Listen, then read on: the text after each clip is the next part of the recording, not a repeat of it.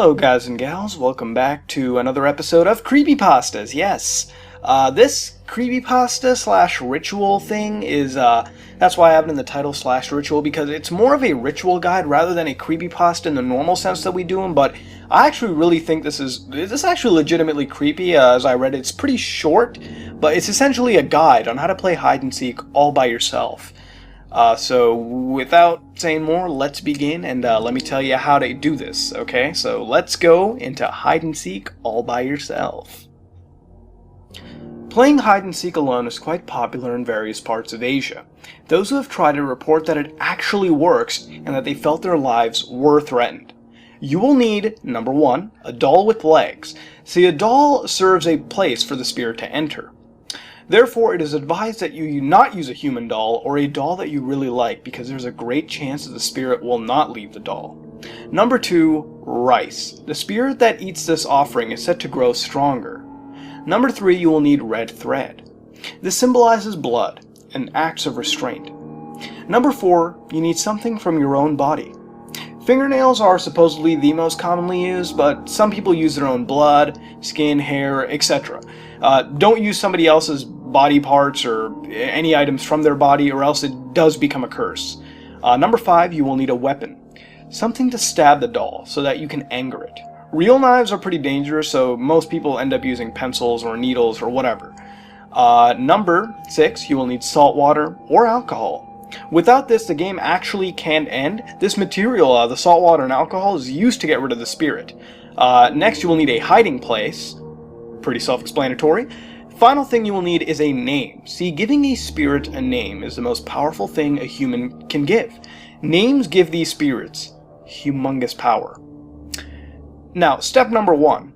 You need to cut the doll and replace its insides with rice. Step number 2. You need to place something from your body into the doll. As aforementioned, you can put hair or skin or whatever. Number 3. Wrap the doll with the red threaded thread as if to hinder it. Number 4. In a bathroom, pour water into a large wash basin and find some place to hide. Number 5. Step 5. Place a cup of salt water in the place before starting the game. Step number 6. Start at 3 in the morning, because that is a time when spirits are the most active. Number 7. You need to give the doll a name. Number 8. When the clock strikes 3, close your eyes and say first tagger is, and then you gotta say doll's name. So first tagger is, say the doll is named Henry, its first tagger is Henry, 3 times. If you're talking to the doll, you gotta talk sternly. Step number 9. Go to the bathroom and place the doll in the wash basin. Step number 10. Turn off all the lights. Step number 11. Close your eyes and count to 10. Ready your weapon and head to the bathroom. Go to the doll and say, I found you, and stab the doll. Afterwards, close your eyes again and say, now, you gotta say the doll's name, now Henry is it, 3 times. Step number 12. Place the weapon next to the doll and go to your hiding place. You gotta lock the door as well as all the other doors and windows. You gotta do this, you have to lock them.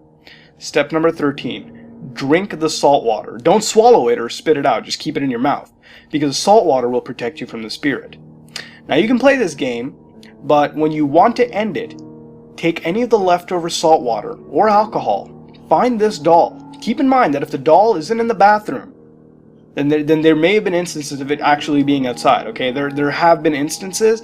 When you find this doll, spray the salt water in your mouth onto the doll, and do the same with the excess water you have left. Close your eyes and shout, I win, I win, I win. The spirit in the doll will give up, and the game ends.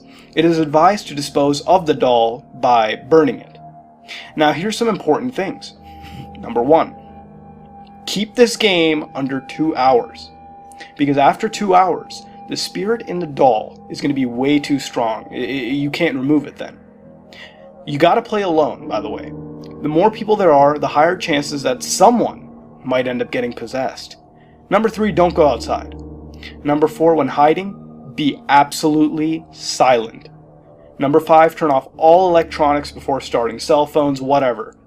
Number 6, when running away, do not look back. Also, don't fall asleep while playing. The doll might stab you. When discovered by the doll, you can get a small wound or even get possessed. If found by the doll though, be careful because your weapon will be somewhere on the floor or in your pocket. After the game is over, it's important to clean up properly. Be sure to put salt in every corner of the house, especially places where you put the doll and where you found it. Salt is said to basically scare away spirits, that's why it's so important. Now, people actually have reported some following events that take place after playing this game. Number 1, the television changing channels on its own.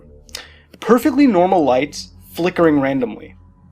Doors opening and closing. And finally, hearing the sound of laughter. I advise not doing this, but this is how you play. Hide and seek, all by yourself.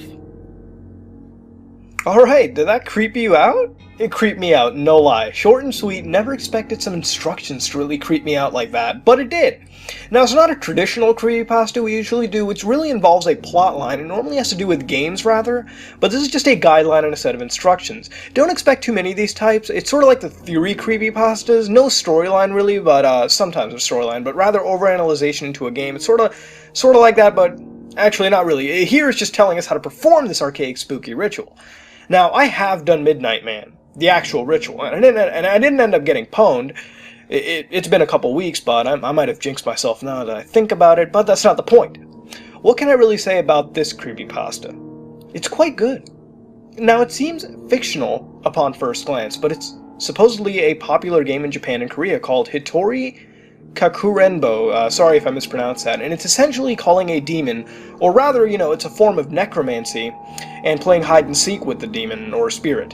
It's potentially very dangerous, and it could lead to insanity, and it's especially not to be played if you have a weak heart. What it also mentions is that you, for entire safety, you also have to have a sanctuary in your place, where I guess your religious paraphernalia is at, wherever.